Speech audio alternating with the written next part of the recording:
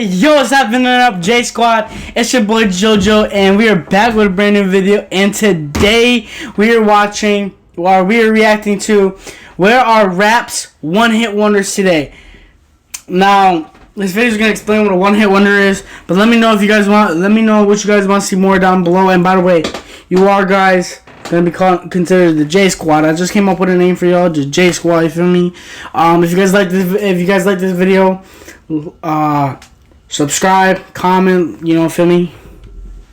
The definition of let's get into it. Is a group or singer that has only one hit record. Typically, after one of their earliest songs blows up, one-hit wonders find it hard to follow up with a record impressive or catchy enough to maintain that hype, which typically results in them falling off right after. So today we're going to be looking into 5 one-hit wonders and seeing what they're up to nowadays. Starting off with CJ and his hit song Whoopty. Real quick, I just want to explain my criteria for these one-hit wonders, which is an artist that has a hit, a song that at least went platinum, and then doesn't have a song come even close to that, like not even having a song go gold. Also, if you're new here, my name is mattyballz. I'm going to be posting a video every Sunday at 12 p.m. CST, so if you like music, make sure to stick around and subscribe. Now let's get into it. CJ is a rapper who many know for his song Whoopty and literally nothing else. People literally that song. I used to listen to that song every day. Whoopty. This is out of the movie. I like blue cheese, something like that. Refer to him as CJ parentheses Whoopty because they don't know any other songs from him. So CJ began his rap career as a kid and started posting music to YouTube. We call him, I used to call him the Whoopty guy. Yo, let's listen to the Whoopty guy. Let's listen to that song about the Whoopty guy. Whoopty. But anyways, when he was just 14 years old, he released a handful of songs over the years and saw a little buzz after he likely paid for a 6ix9ine feature for the song Pop in 2018. So that's what I'm saying. That's my story. People think that the Whoopty song was my first song that I ever made and I just blew up. Nah, you gotta do your research. I gotta do your homework. I've been doing this for years, 10 years plus. I just happened to create Whoopty, and it happened to be the song that blew up. But other than that little bit of information, he was relatively unknown and hardly had much music out. Until, of course, he released his drill song Whoopty in July of 2020. This song was a smash hit, blowing up on YouTube and TikTok. It featured a catchy hook and a sample that had already been used by drill legend Pop Smoke, King Von, FBG Duck, and more. The YouTube video has over 450 million views, and the song... Team, what is my most popular video on this channel? I don't know what my most popular video is on the channel, but damn, my most popular video was the Darman video I reacted to, which has 230 something views. That's my most popular video. So as far as that goes, I don't come close as this guy. So this guy's very successful. I want to say very successful because he probably went broke after the song. Shortly after the virality of this song, he signed a deal with Warner Records. He followed up Whoopty with the song Bop, which did alright, and then released his album Loyalty Over Royalty, which did not perform well at all when compared to his previous hit. With single after single, CJ was struggling to replicate the success he saw with Whoopty until he eventually parted ways with Warner Records. We had our differences with the label, and you know, we decided to part ways. I'm gonna leave it at that. But I do want to clarify, a lot of people who aren't doing so hot like to rephrase being dropped by their label as parting ways or having disagreements. It's very possible that CJ was dropped. Hello Yassine even claimed that he was dropped, but I'm not sure how accurate that is. Regardless, things started going downhill for CJ for a couple of reasons. One of the main reasons that he couldn't replicate his success was because he just jumped on a trend. A Reddit user explained fairly well why Whoopty blew up like it did and why he couldn't create a hit like it again. They said, Whoopty came out 2020, months after Pop Smoke died. Keeping it a grand, after Pop Smoke died, people were desperate for another drill star. That's why that shit plus Dusty Locane's shit got millions of views quick, and that was their first songs. After Pop Smoke died, one of the most popular drill artists, there was a huge longing for more hard-hitting, aggressive drill songs, and people began trying to fill that void. Whoopty was literally made off a Pop Smoke type beat, so it's pretty obvious what market CJ was trying to dip his toes into. It was actually his first drill song. There was also another controversy going on with CJ where many people were accusing him of being a fake gangster. I'm not going to go too much into detail about this. Yeah, I heard about that, of him being like a fake blood or a gangster, and he wasn't really a gangster Same thing with 6ix9ine, but 6ix9ine low key chill. I like that one song, Billy, by him. If you know what I'm talking about, you know what I'm talking about. I'll probably play a snippet of it. I don't know. A lot of people lost respect for CJ because of this. Because like I said, I ain't want to get pigeonholed. I caught myself getting too deep into that drill shit. And I'm like, yo, I gotta remember, I'm not a drill artist, bro. Like, I'm over here beefing with drill rappers and this and that about the drill music. So I'm like, yo, bro, like, what am I doing? Like, I'm sitting here like pigeonholing myself into this little circle. Meanwhile, there's a whole world and a whole other genre out there, you know what I'm saying, that I could be working with. So that's why I just started just doing my own thing. On the comments of that interview with DJ Academics, people were saying things like, he basically realized he isn't about that life and he regrets riding the drill wave, and problem with rap is you can't be fake street. Once it's exposed, it's over. He's basically the Spanish Slim Jesus. Since all of this went down, damn, I didn't realize. Spanish Slim Jesus is crazy. That, yo, if you guys know who Slim Jesus is, I'm pretty sure he blew up in 2014, 2015, bro. And he was like the hottest drill rapper, bro. And I still listen to Drill Time by Slim Jesus. If you know, so you know. January of 2023. He hasn't posted on Instagram since then, other than a few IG stories here and there. So for now, it looks like CJ has gone MIA. He does have a very young career though, so the chance of him making a comeback is definitely possible. But with how much people just dislike him or straight up forgot about him, it's pretty unlikely. Yeah. Mask Wolf is an artist whose name you Mask Wolf. Bro, this song was so popular.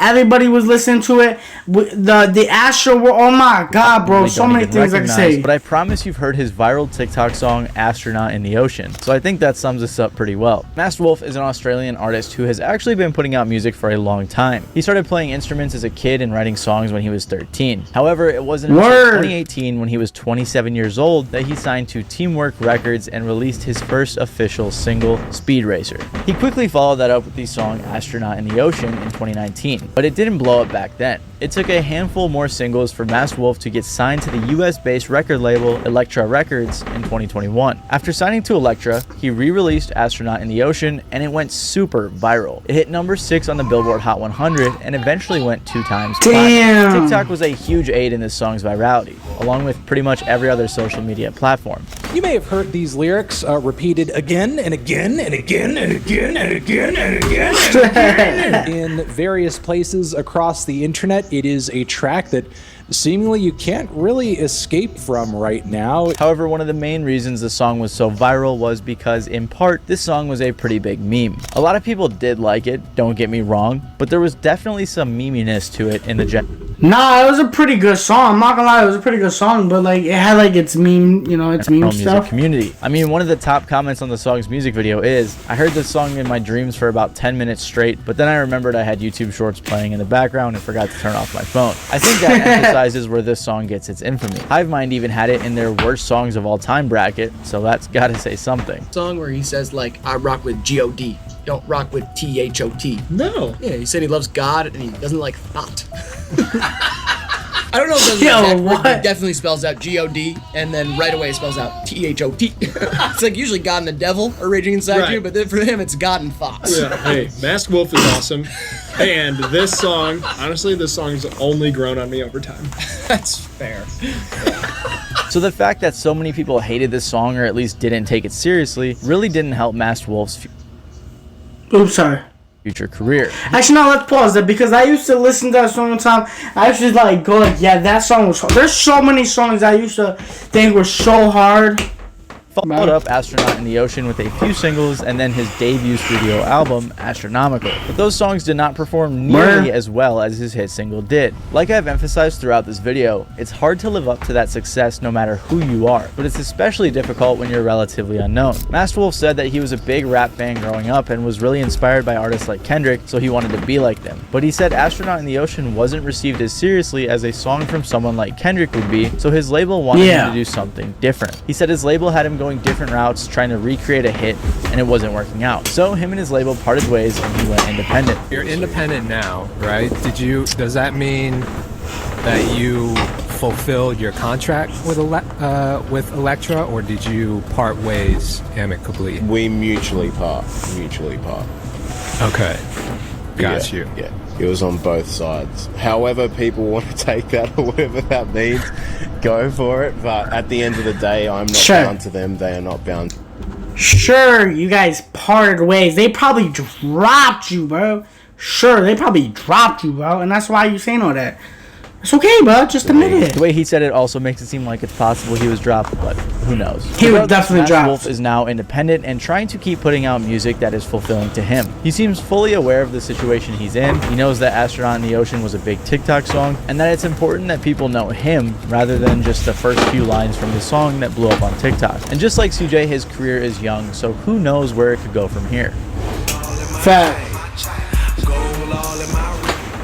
I don't know the song. Is a rapper that I don't know that one. Best known for his song All Gold Everything from 2012, but by 2018 he had admitted on the No Jumper podcast that he had fallen off. Things happened pretty quick for Trinidad James. He began looking at beats and writing lyrics after high school, and in 2011 he started rapping. He got invited to a studio session, but didn't like the quality of the studio he was in, so he invested in a premium studio session in which he recorded his song All Gold Everything. He released it as his debut single in 2012, and it went viral. He also released his debut album, Don't Be Safe, but that paled in comparison to the success of All Gold Everything. The single peaked at 36 on the Billboard Hot 100, and like many of the other songs on this list, it went platinum. And when an artist has a hit song like this, the labels come calling. He quickly signed to Def Jam for a $2 million deal. In early 2013, the song got a remix with T.I., Young Jeezy, and 2 Chainz. Also, fun fact that you probably already know or maybe didn't notice, but Bruno Mars interpolated All Gold Everything on his song Uptown Funk. Trinidad's career was going very well. He started collaborating with other artists like Logic,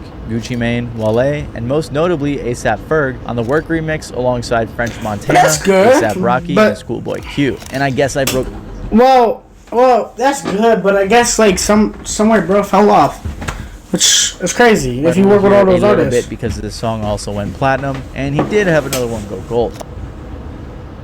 10 out of 10 God frames. damn it! No one cares about 10 out of 10 frames. And that Also, let's get back to the video. Trinidad James made the XXL freshman class, which was a pretty big deal at the time, although his cypher was a bit underwhelming. In 2014, he released his second project, 10-Piece Mild, with features from artists like Sci-Hi, Travis Scott, Danny Brown, Rich Homie Quan, Gucci Mane, Childish Gambino, and more. Despite the massive feature lineup, this album didn't perform super well and received mixed reviews. And afterwards, Trinidad didn't release music for a while. Around this time, he was dropped by his label, which he announced in a tweet by saying, "I should tell y'all, I got dropped from my label. My album is now free. If you hear your beat or verse on it, I hope you want dap because I got no money." Which I gotta say I respect, because like we've seen other people possibly do on this list, a lot of people tend to lie when they're dropped by their label. He was also in some hot water for some comments he made about New York and had a little bit of a beef with Charlemagne, but that didn't seem to be the main reason his career began to decline. Some people thought it was, but he didn't fully agree with that take either.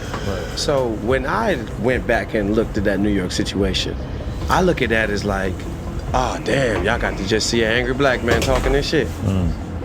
And you get to learn that if you allow social media to tell your narrative, like I talked about just said earlier a second ago, or whatever, then you But what's cool about Trinidad James' story is how he was able to turn that negative into a positive. He didn't stop releasing music, created his own label, Gold Gang Records, and also had a handful of industry connections that he was able to utilize. He continued releasing music with people like Offset, Lil Dicky, Young Thug, and many more. His music never got nearly as close to the success of All Gold Everything, but he was able to use his skills to make other big moves in the industry. For example, he did some writing on Bad Baby's High Bit, which was a huge song, and he also featured in Childish Gambino's screenplay, Clapping for the Wrong Reasons. He also guest starred on an episode of Full Size Run, a sneaker podcast on Complex, and he eventually began working with them regularly.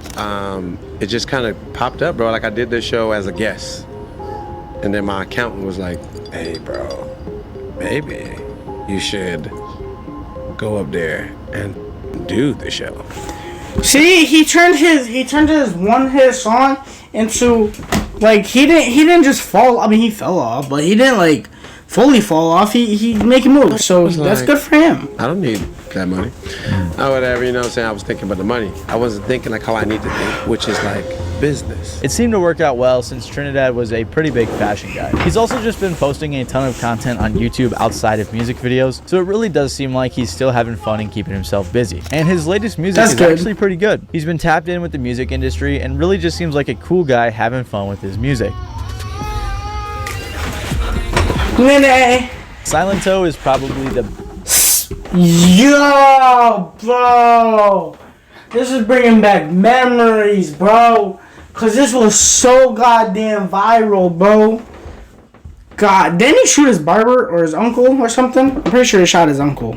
best example of a one-hit wonder, because after he creating really a viral is. hit song and dance with Watch Me, he fell off the map and later ended up in jail for murder. So Silent Toe began his career in 8th grade, working with small producers making music and posting it online. Eventually, when he was a junior in high school, he found a guy named Bolo the producer and made a song that he knew would be a hit. He started getting in contact with promotion companies and eventually signed with Capitol Records as they believed in the hit potential of this song. Capitol Records wanted to try a new campaign leveraging the popularity of songs that encouraged the listeners to do a unique dance, which was really popular at the time. Then they released the song Watch Me with Nene. After being released on January 6th of 2015, as I'm sure you all know, this song and dance became the biggest thing in the world. Watch Me went 6 times platinum. How old was I in 20? I'm 16 now.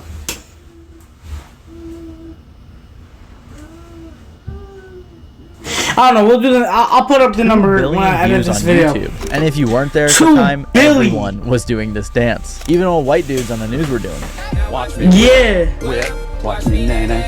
Yes. Watch me. Yeah. Feels very awkward. The song remained in the top 10 of the Billboard Hot 100 for over 6 weeks, and for a brief period of time, Silent Toe was on top of the world. But unfortunately, it is extremely hard to live up to what Silent Toe did. Watch Me wasn't popular because he was necessarily a good artist or because it was a good song, but because it was a fun song accompanied with a fun dance, which is nearly impossible to replicate. So Silent Toe's career began to decline. In 2018, he followed up with his debut album Fresh Outta High School, in which most songs didn't even crack 100,000 plays on Spotify. Understandably, Silent Toe had been dealing with some mental health issues during this time. He grew up in Stone Mountain, Georgia, a small town with a big drug problem. He even claimed that he was born with a bunch of drugs in his system. I was born with weed, coke, heroin, pills, all type of drugs in my system. I saw family members talking to walls. I watched family members fight. I watched family members try to kill each other. Nobody should have to watch that. Combine all that trauma. Was he on Dr. Phil? Was that Dr. Phil? That probably wasn't Dr. Phil. Knowing that you can never live up to the viral hit song you made, knowing that your 15 minutes of fame are over, and it makes sense why he began to spiral downward. He was actually dropped by Capitol Records before his debut album even released, once they had finished making as much money as they could from Watch Me with merch, tours, concerts, and everything in between. At the end of the day, you know what I'm saying? I was 17, but I'm 20 now, and you know, the deal I had, I got it terminated. I got a release. I got away from that situation. I'm working on a new situation right now.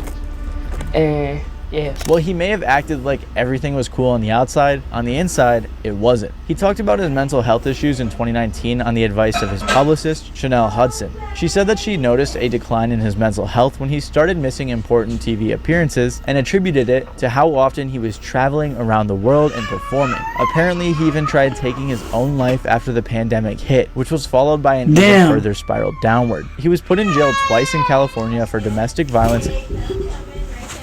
Sorry, yo, that's my baby 20. That's my 20. Charges, I'm sorry. and was later arrested for speeding, going over 140 miles per hour. Then Silent Toe hit the lowest of lows when he caught a murder charge. In 2021, he killed his cousin. He killed his cousin. Silent Toe was indicted for malice murder, felony murder, aggravated assault, and the possession of a firearm while committing a felony. He was accused of killing his cousin, Frederick Rooks. There is very little info on this case, and I don't think he's been sentenced yet, but in 2021, he did release an album called Bars Behind Bars, in which most songs didn't even crack 10,000 plays on Spotify. Other than a jail photo, there is no information surrounding Silent Toe's whereabouts. My guy look crazy. I think it's safe to assume he's awaiting trial. Please let me know in the comments if I'm wrong about this and there's more information. Alright. I just threw these guys on the list because I thought it was funny, but I'm sure some of you have wondered at one point or another what happened to the guys who made the What Does the Fox Say song. So let's check it out. Also, I'm probably not. That song was a classic in kindergarten, bro. We used to be dancing. What does the fox say? I used to get started to that in kindergarten, bro. Pronounce any of their names correctly, so forgive me in advance. Ylvis is a duo composed of 2 Norwegian brothers, Vegard and Bard Urheim. They were always very into music, playing multiple instruments and even being in their school's choir. Under the name Ilvis, they started doing variety shows, radio shows, and a bunch of other things after high school, displaying their range of talent. After doing a few variety shows, in 2010 they did another that sold out, and they also launched a comedy talk show. After their talk show was renewed for a second season, they created a production company and continued working on their comedy talk show. And that's how their famous song The Fox came to be. Songs like The Fox and Stonehenge were made for the show or to promote the show as parody and or comedy songs along with the music videos. But they were also uploaded to YouTube and streaming services where they would eventually go viral. The Fox, or What Does the Fox Say in particular, was extremely successful, as I'm sure you have all heard it, and it has over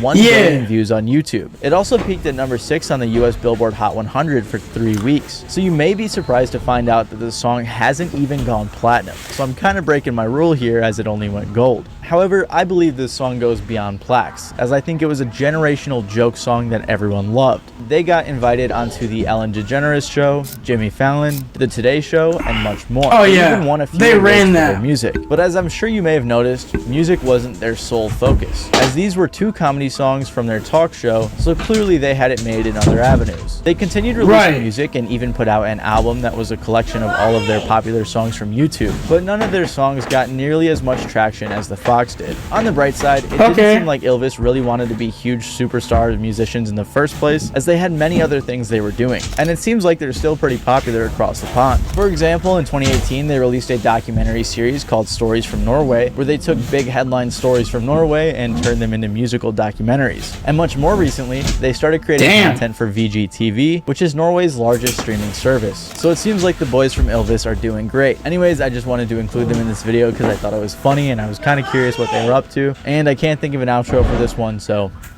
bye. Subscribe. Alright, yeah, so if you guys like that video, let me know down in the comments below if you guys want to see more videos from this guy. But anyways, peace out. Bye.